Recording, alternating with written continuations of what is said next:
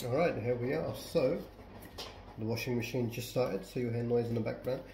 Today's book review is about What We Owe the Future, which is by William Macaskill, who I'd never heard of before, but is a philosopher, which I didn't know when I bought the book.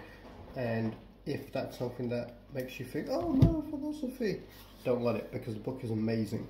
Philosophy, I think, is just disciplined thinking. It's about how to think about certain problems more effectively. It's like a gym for the mind.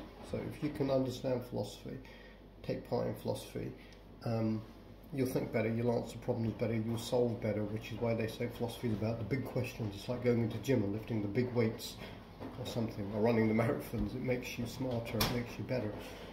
The book starts with a really amazing thought experiment, which I'll tell you about before telling you what the book's about.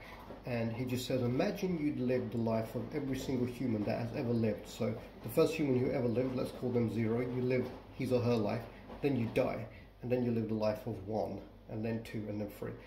And then does that give you a different perspective on human experience and what matters in the world than just reading history books, which are usually largely propaganda because they're written by the winners, and you know, there were some kings and there were some politicians, but what about all the millions of people, right? Really fascinating book. And then it says, does the future really matter? Because one of the questions that he asks is, what's worse? And this book gives you really good ideas about deciding on what's a good or a bad outcome given what we know and what we don't know, which I've actually already used in deciding, for example, what we're going to do for Christmas this year, and other less, world-changing things. But it's a great book. It's really beautifully written. The thought experiments are amazing.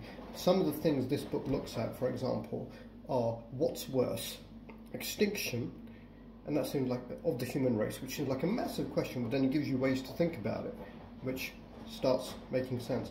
It's like, here are some tools to do this job, and suddenly the job doesn't seem impossible. And you do come across the fact that some questions don't have any distinct, clear, correct answer. So how do you think about it in an even deeper way? But let me read you the reviews. So, A Monumental Event by Rutger Bregman, Unapologetically Optimistic by Oliver Berkman. I've read stuff by Oliver Berkman before, he's really good. Thrilling and Necessary, Sam Harris. A Miracle, Stephen Fry. And then the back. A Times Best Book of 2022. It's highly recommended. I'll give it 10 out of 10. It's not a story, it's not entertaining, it's not a drama, it's not a tearjerker, but it's really important just to help you how to think and to look at the world differently as well, because the book is about long-termism, which is firstly the premise that the future actually matters, because there's a really fantastic diagram in the early pages, which is, so this is all the people, you see that line there, who've ever lived, okay? And this is all the people that realistically, given the age of most mammals species until they go extinct, that are still yet to live, even taking into account likely extinction scenarios. And actually, he stops there, but he says, if he kept going, this book would be 66,000 pages of that. So that's how many people are still yet to live. We're this much in human history. And what does it matter? Well, then he presents the question, let's say you're going for a walk, and you've got a glass bottle, and you're having a drink, and you accidentally drop it, and it scatters everywhere. A lot of people would stop to pick the glass up because, maybe there'll be someone else walking along, or an animal walking along, or a child comes along and they trip and they get the glass in their hand, or they cut themselves. You don't want that to happen. You don't want them to be injured, so you pick up the glass. Some people wouldn't bother. Some people are just evil bastards. But most people would bother. So if that one child that you'll probably never meet, or that one animal that you'll probably never meet, is worth taking a small effort to prevent harm coming to, then what about the trillions of people who will probably come after us? That really made me think. I thought, wow. And so what is dropping these bits of glass? What is it? Well, there's things like climate change that does come into it. Climate deniers, turn off now. There's going to be stuff that requires you to engage your brain and think. And then pandemics, engineered pandemics, nuclear war. I think in a previous example, he calls them the great power wars, wars between great powers, because the great powers out there now, you okay? The great powers out there now have many times more nuclear power then they used to. I mean, look, there was Hiroshima, right? Or was it Hiroshima? Yeah, Hiroshima and Nagasaki. Was it Hiroshima? I refer to example. And, you know, in less than a month, I think it's 3 times the amount of firepower or the amount of bombs that are dropped on Hiroshima have already been dropped on Gaza. So, you know, we can do powers now. I mean, that's really America and Israel dropping it when we talk about superpowers. Much, much more damage. Yeah, they haven't even used nuclear bombs yet. One of the interesting things in here is an extinction threat that was brought up in the 70s by scientists and was always laughed at. You know, it used to have a giggle factor, they say, every time it was mentioned, was the thought of an asteroid hitting Earth. Yeah, and people are like, oh, this is stupid, right? And then there was an asteroid, the Shoemaker-Levy asteroid, that crashed into Jupiter in 1994 with something like 125 times the entire nuclear arsenal of the world at the time. A bit of shrapnel from this asteroid came off and left a scar on Jupiter that was as wide as planet Earth. And then people thought, oh shit, this is serious. So they did something about it, and we've now identified, I think, you know, 99 point something of all the Earth, all the danger to Earth asteroids in our galaxy. So things can be done. It just takes people to be convinced to do them, which is what long-termism is about. Also talks about some fascinating characters. So we look at things now which we think are good, like the abolition of slavery, right, or the end of apartheid. But for ages, people didn't think they were bad. We talked about Benjamin Lay, who was a dwarf, who was a Quaker, who was about 4'3", and he did some incredible things to bring about the end of slavery, which eventually happened. It was actually led by the Brits, which is something to be proud of. Was it because it had no longer become economically viable? No way. They actually, one of the most expensive foreign policy, based on GDP at the time, foreign policy events ever, was the British Navy preventing other European countries from trading in slaves.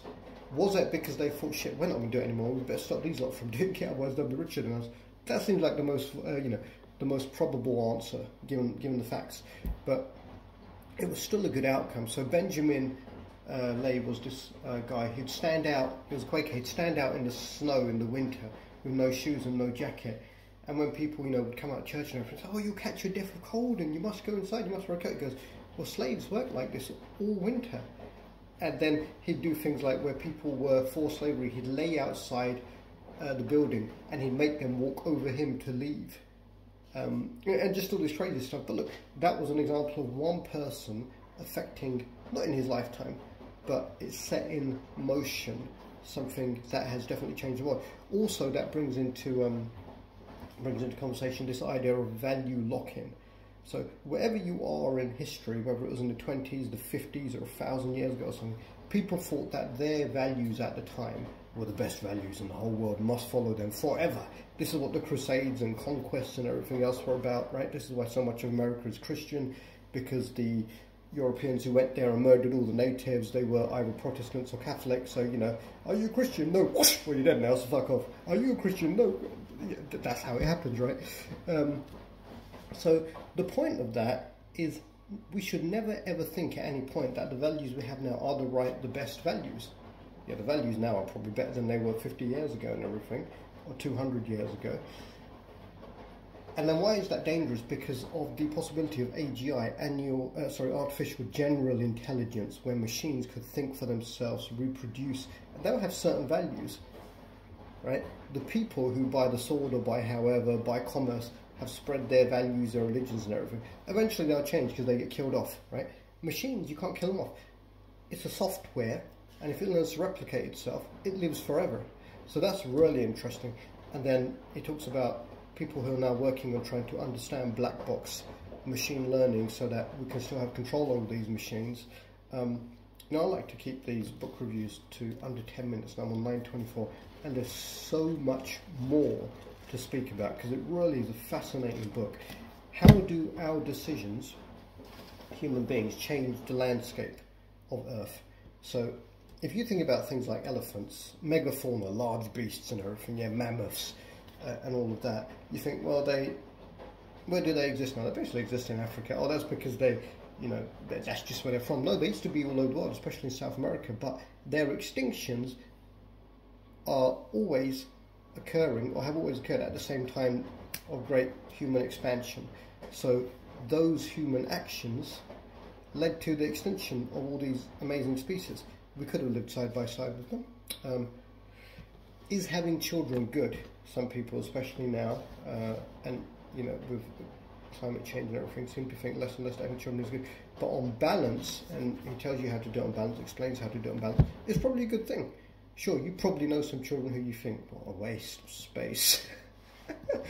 I'm being cruel, but a lot of people do. But most children will generally go on to have a good impact. Sure, you're going to get the Netanyahus and the Hitlers and the Stalins and the Pol Pots and everyone, but they're very, very few and far between. And actually, they're probably more likely to become leaders because of their grandiose ideas, you know. But I really, really do recommend reading this book. It's really good. Let me read you what it says on the back. Profoundly optimistic Financial Times. I like the Financial Times. They're more a newspaper than a propaganda sheet like most papers. The most inspiring book on ethical living I've ever read. Blimey. Oliver Berkman, Guardian. Remarkable, TLS. Riveting, Prospect. Who's heard of Prospect? Prospect is a good magazine that I only discovered recently.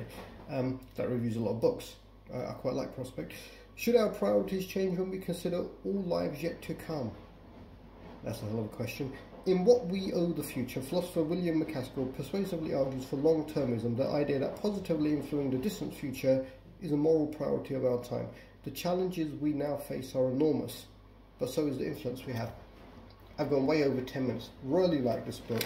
Highly recommend it. You know, this is not a book I read through and then made a few quick notes on each chapter. I often do that, and it will massively increase the amount of information you're able to digest.